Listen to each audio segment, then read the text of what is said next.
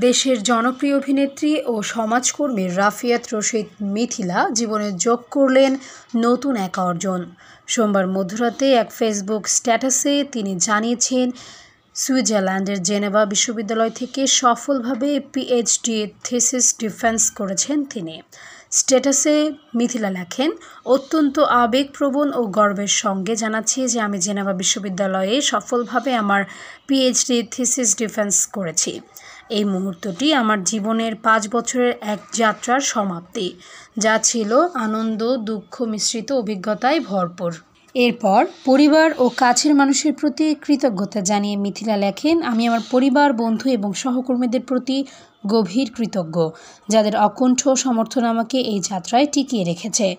আজ থেকে আমি গর্বের সঙ্গে আমার নামের আগে ডক্টর উপাধি যোগ করতে পারব, একটি উপাধি যা আমি নিরলস পরিশ্রম করে অর্জন করেছি।